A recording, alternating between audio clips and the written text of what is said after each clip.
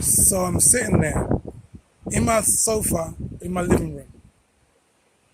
We got boxes up to the left, boxes up to the right. There are boxes everywhere. There's just a thin space between the boxes and the TV. Like I had to pack the living room with so much boxes, but let's leave a space for me to be able to walk and sit down and be able to see the television and for the remote control to work. But other than that, the front room was full of boxes, all ready to come down to Gambia. So, as a couple, I believe that we had thought of everything. We thought of everything you're gonna need, everything you're gonna need to live, to work, to play, everything you need to wear. We go next day down to Tilbury, where the docks are in the UK, and we packed up the container, a 40-foot container, filled it up. I mean, the car was in there, everything, filled up the container. Okay, so we're good to go to Gambia.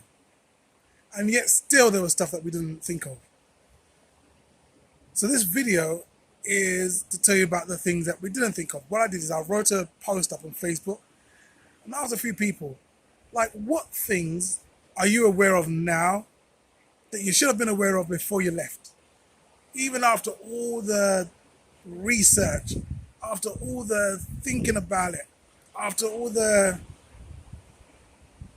putting your mind's eye over there in Gambia, the things you didn't think of. Because at this point, it matters not what you do, but who you are being.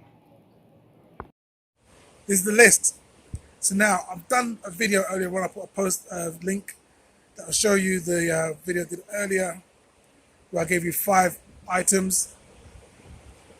This is the second 4 items.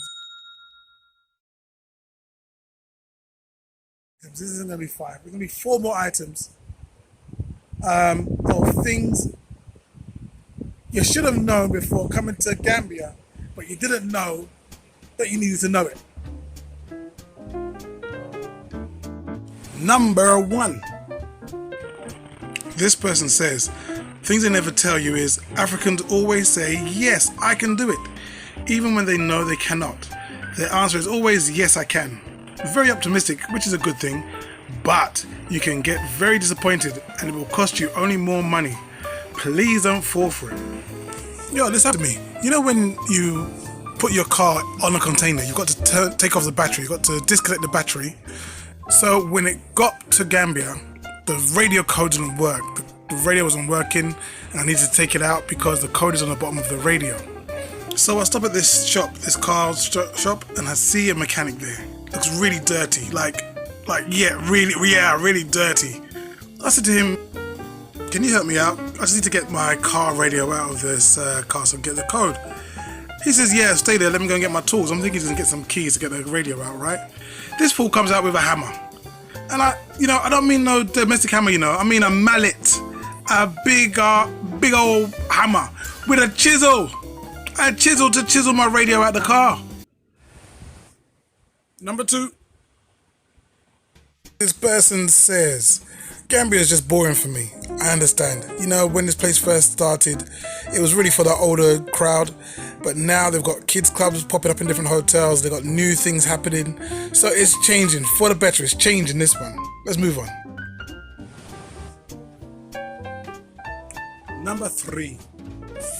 This person says, I was able to have a conversation with an on-duty police officer without feeling unprovoked hostility from them. Yo, this is so weird, and it's true.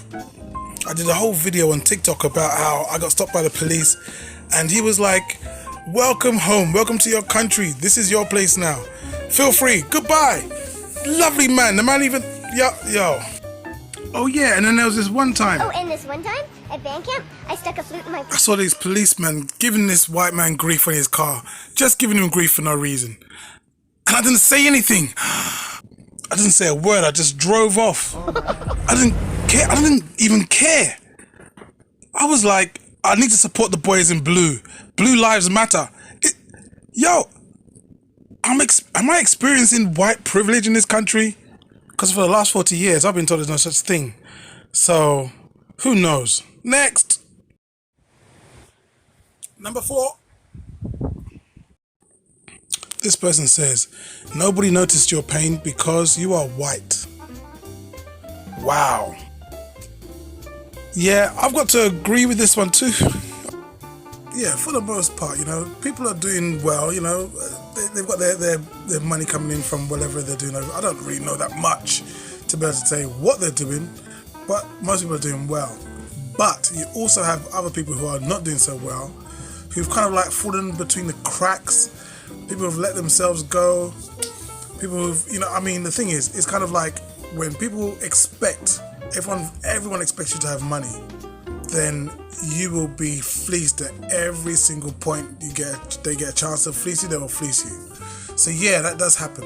So there's this guy, Flat Klaus, his name is. He's from Germany, and he tells people to call him Santa Claus. I guess that's German humor? I don't know. But anyway, he had a place, like a nice large bar, but before he could even finish building the bar, people around him was taking money or taking items from the bar.